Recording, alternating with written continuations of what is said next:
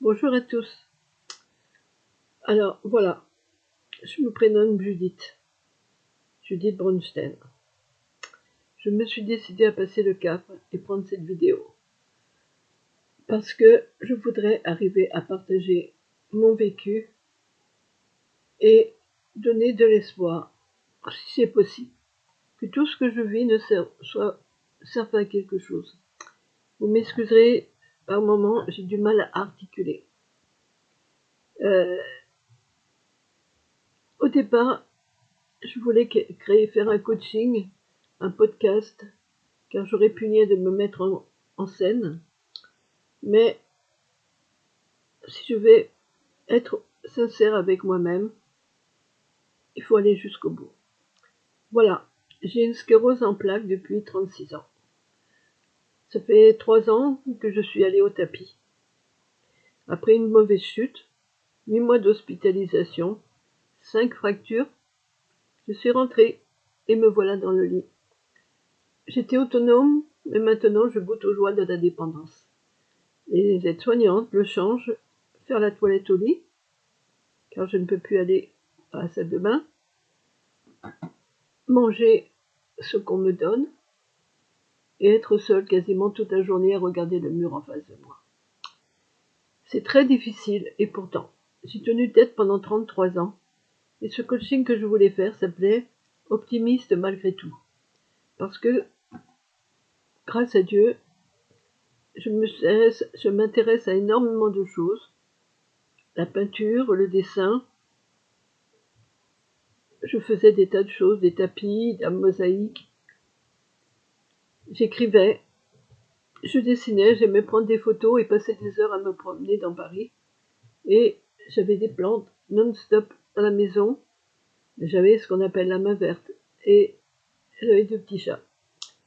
Maintenant, ce qui reste de tout ça, c'est une main droite abîmée, qui, voilà, est difficile à ouvrir.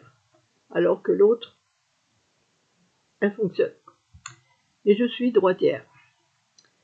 Donc, le dessin, fini. Maintenant, je me venge avec ma souris d'ordinateur et je fais ce que j'appelle la mise en valeur de photos. J'essaye d'écrire, j'essaye de partager. Voilà, je voudrais me dire que tout a un sens. Et si j'ai essayé, la seule chose de positive que cette maladie, c'est 2 ans d'immobilisation totale dans mon lit, m'a servi, c'est régler les comptes avec mon passé. Avec une mère qui était perverse narcissique, qui m'a démoli et quelque part m'incèpe à le visage de ma mère.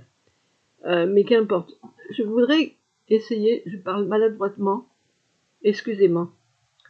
Je ne sais même pas si ça vaut la peine de finir cette vidéo, tellement je dis de bêtises. Mais bon, je me suis lancée. Voilà, le mur derrière moi est tout blanc. Devant moi, il y a quelques petits trucs. Je tâcherai de prendre avec la caméra, quand je l'aurai installée sur mon ordinateur, de la tourner pour vous faire voir. En face de moi, j'ai quelques livres de prière. J'ai quelques livres, des photos d'un autre chat. J'ai un tableau, ouais, à peu près tout. Autour de moi, sur le lit, alors j'ai une table, comme je suis seule quasiment toute la journée, avec tout ce dont j'ai besoin. Bouteille d'eau, à manger, que je fais chauffer de plus en plus difficilement parce que manipuler la prise, c'est difficile. Enfin bref, des livres. J'ai toujours eu besoin d'avoir des livres. Alors ce que je voudrais transmettre aujourd'hui, c'est quelles que soient les épreuves de la vie, et j'en ai connu beaucoup, que ce soit un deuil, que ce soit la violence, que ce soit la trahison, que ce soit la maladie, que ce soit la perte d'un enfant, d'un être cher. Et voilà. Regardez autour de vous.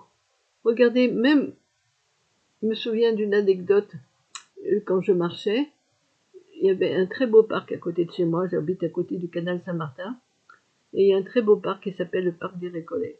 Et il y avait des pigeons. Qui va dire que des pigeons c'est si intéressant que ça? Eh bien oui, il y a une très belle pelouse qui était arrosée avec un tourniquet. Il y avait 2 pigeons. un pigeon qui était à côté de la pelouse et qui faisait sa toilette. Alors il se mettait sur le côté, il soulevait son aile, l'eau arrivait sur son aile, et comme la force de l'eau risquait de le faire tomber, il y avait le deuxième pigeon qui était tête bêche et qui le soutenait. Après, le premier pigeon s'est tourné de l'autre côté, il a soulevé son autre aile, l'eau l'a nettoyé, et l'autre pigeon a tourné. Après, c'était le tour de celui qui le maintenait de prendre sa douche. Je suis restée une demi-heure à les observer, et c'était trouvé ça magnifique. Voilà. Les plantes. Les plantes. Des fois, à la fin de l'hiver, vous avez l'impression qu'elles sont mortes. Et au premier printemps, petits bourgeons, petits bourgeons. Alors, malgré la maladie, malgré le handicap, j'ai déjà planifié comment faire pour la rééducation, mais voilà, j'ai personne. Il n'y a pas de sous. La CTP a été supprimée arbitrairement et il me reste que ma petite retraite. Alors, je suis en train de me battre. Grâce à Dieu, j'ai l'internet et je fouille et je fouille et je fouille et j'ai fini par découvrir le défenseur des droits. J'ai écrit, j'espère que je le récupérerai cette ACTP bientôt. Maintenant, c'est très difficile au quotidien de trouver des aides-soignantes. Vous connaissez tout ça, tous ceux qui sont malades, tous ceux qui sont accompagnants de malades. Vous connaissez le problème. Alors, je ne vais pas m'étendre plus longtemps. C'était qu'une introduction. J'espère que je ne vous ai pas lassé. J'espère que vous reviendrez. Et si vous êtes intéressé, mettez un petit pouce bleu que je puisse faire. Je vais essayer de faire des vidéos toutes les semaines et d'être un peu plus cohérente. Et encore une fois, excusez-moi de mal parler. Bonne journée à tous. Et sachez, dans la vie, pour pas que la souffrance soit inutile, dites-vous, demandez-vous à quoi ça peut vous servir. Voilà. Moi, j'ai fait le point avec mon passé, des ancêtres très encombrants, une mère narcissique, et j'ai connu, je crois, beaucoup de violence dans ma vie. Il y a que les tsunamis que j'ai pas connus. Ouais, un tsunami, c'est pas terrible non plus, hein, quand l'eau vous asperge.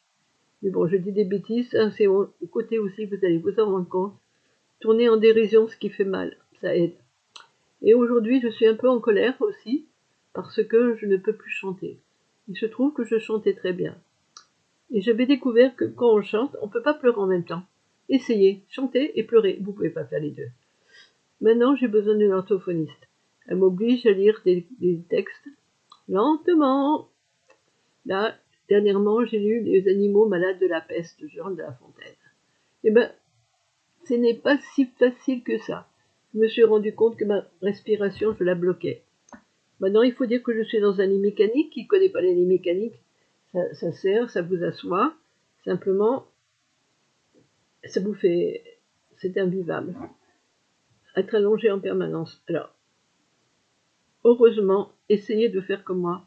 Essayez de vous mettre un objectif. Essayez de faire le point avec votre vie. Et de vous débarrasser d'abord de toutes les choses inutiles si vous pouvez. Faites faire le ménage chez vous. Jetez tout ce que vous n'avez pas besoin. Et si vous pouvez, faire un peu de décoration. Moi, voyez-vous, derrière moi, j'ai quelque chose que j'ai prévu de mettre qui est très joli au mur, parce que quand même, que ce soit un peu plus joli quand vous regarderez cette vidéo. Mais il faut trouver quelqu'un qui me le mette. Toujours le problème. Je dois aller voir le dentiste. À l'hôpital, ils n'ont pas su soigner mes dents. Parce que 5 fractures, ça déminéralise. Et mes dents se sont cassées. Voilà, voilà. Donc, je vais pas vous en rajouter, parce que c'est pas très drôle. Donc, le titre de cette première série, de ce projet que j'ai, et dites-moi si c'est un bon projet. C'est optimiste malgré tout. Être optimiste malgré toutes les épreuves que vous réserve la vie. Et Dieu sait qu'elles sont nombreuses. Optimiste malgré la maladie. Optimiste malgré le deuil. Optimiste malgré la perte d'un emploi. Malgré. Restez optimiste, trouvez un sens. Donnez-vous chaque jour quelque chose à observer. Voilà.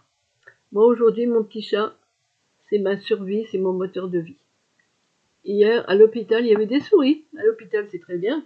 C'est l'hôpital Fernand Vidal, à Paris, à côté de la Riboisière. Eh bien, j'avais toujours une petite souris qui venait. Je ne sais pas si c'est elle ou une de ses copines, elles se ressemblent toutes. Et tac, tac, tac, tac, tac, tac, tac. Voilà. C'est presque la prison. Quand on est immobilisé dans son lit, quand on est seul, on était en prison. Le confinement, moi, ça fait déjà longtemps que je le connais, depuis 4 ans. 3 ans, exactement. Ouais, 3 ans et demi, en fait. Donc, tenez bon, soyez plus forts et dites-vous que peut-être que cette épreuve que vous traversez, elle servira dans votre vie. La phrase banale, excusez-moi, je ne peux pas régler la lumière, elle vient du côté de la fenêtre, mais on n'a pas tiré le rideau. Et j'ai personne pour le faire.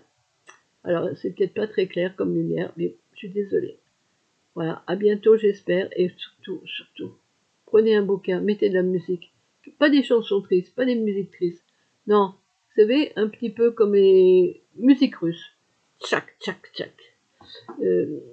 Un bon rock'n'roll. Voilà. Bonne journée et faites attention à vous.